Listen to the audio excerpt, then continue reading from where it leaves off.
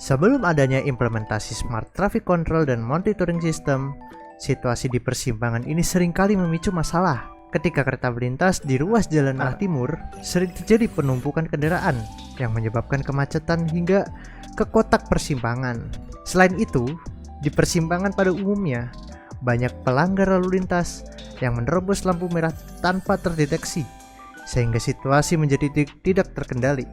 Oleh karena itu, kami mengembangkan solusi berupa Smart Traffic Control dan Monitoring System untuk mengatasi permasalahan ini.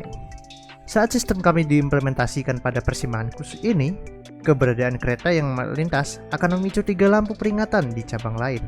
Lampu ini memberikan informasi kepada pengendara bahwa ada kereta yang sedang melintas dari arah timur. Dengan demikian, pengendara yang menuju timur dapat mengantisipasi dan mengambil keputusan lebih awal. Sementara itu, untuk pengendara dari arah timur, lampu lalu lintas akan tetap menyala merah selama kereta melintas demi memastikan keamanan. Setelah kereta melintas, sistem lampu lintas di arah timur akan kembali ke keadaan normal dan menunggu giliran hijau sesuai antrian. Sistem kami juga dilengkapi dengan sensor khusus untuk mendeteksi pengendara yang menerobos lampu merah. Data pelanggaran ini akan tercatat secara otomatis, termasuk jumlah total kendaraan yang melintas di setiap cabang persimpangan. Hal ini diharapkan dapat meningkatkan kedisiplinan dalam berkendara. Selain itu, kami juga mengembangkan sebuah web platform yang terintegrasi dengan sistem ini. Melalui web tersebut, operator lalu lintas dapat memantau berbagai informasi secara real time, seperti keberadaan kereta yang melintas, jumlah pelanggaran yang tercatat, serta giliran lampu hijau di setiap cabang. Dengan fitur ini, pengelola lalu lintas menjadi lebih terorganisasi dan lebih efisien. Yang pertama ada arsitektur sistem. Sistem ini terdiri dari 2 microcontroller. Yang pertama ada ESP32, bertanggung jawab mengendalikan perangkat output seperti lampu lalu lintas, gerbang kereta, dan pengelolaan data melalui WebSocket untuk pemantauan secara real time melalui web. Yang kedua ada Arduino Uno R3, digunakan sebagai trigger yang membaca sinyal dari sensor inframerah untuk mendeteksi keberadaan kendaraan atau kereta api. Komunikasi antara Arduino dan ESP32 dilakukan melalui koneksi serial, di mana data status sensor dikirim ke Arduino ke ESP32.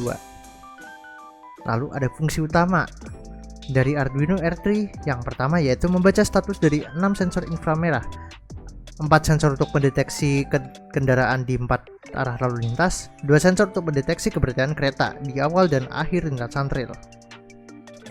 Yang kedua, mengirim data berupa string, contoh 100 110 ke ESP32 melalui komunikasi serial. Yang ketiga, mengatur lampu peringatan kereta dan lampu gerbang kereta saat kereta terdeteksi.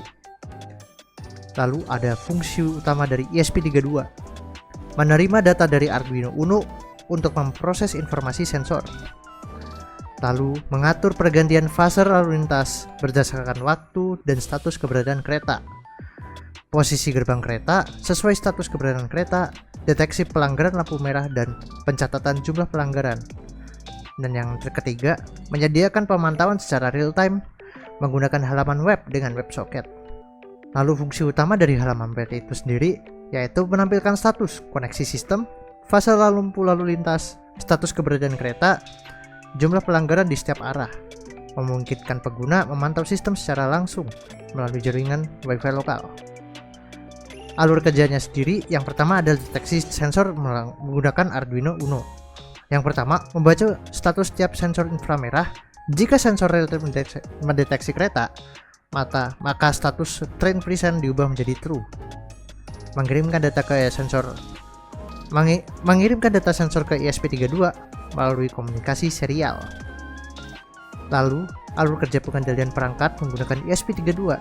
Yang pertama, data dari Arduino diproses untuk mengubah status keberadaan kereta, mengevaluasi apakah terjadi pelanggaran lampu merah. Yang kedua, jika kereta hadir, lampu lalu lintas, arah rel diatur menjadi merah, dan gerbang kereta ditutup menggunakan servo. Yang ketiga, jika kereta tidak hadir, maka gerbang kereta dibuka dan lampu lalu lintas di arah rel kembali normal mengikuti fase. Yang keempat, lampu lalu lintas lainnya dikendalikan dalam siklus fase menggunakan waktu tertentu. Semua status sistem dikirim ke halaman web melalui WebSocket. Lalu alur kerja dari web pemantauan. Yang pertama, halaman web menggunakan JavaScript untuk memperbarui tampilan status koneksi, fase, jumlah pelanggaran, dan status kereta secara real time, dan mengubah tema secara mode terang maupun mode gelap. Lalu alur kerja di fitur tambahannya sendiri yaitu adalah deteksi pelanggaran.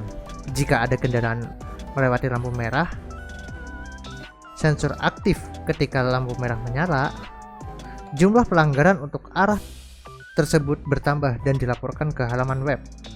Lalu pemantauan real time. WebSocket memungkinkan data seperti pelanggaran atau fase lalu lintas diperbarui secara langsung tanpa perlu memuat ulang halaman. Dengan pembagian tugas seperti ini, sistem menjadi modular dan efisien dalam pengelolaan perangkat keras dan perangkat lunak.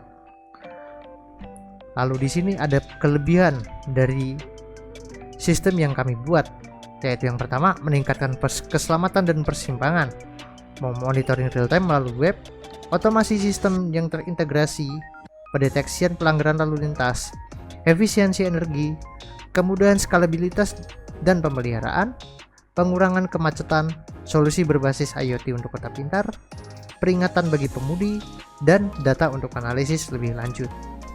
Dengan kelebihan-kelebihan ini, alat kami dapat menjadi solusi yang efektif untuk meningkatkan keselamatan, efisiensi, dan kenyamanan di persimpangan jalan maupun di perlintasan kereta api.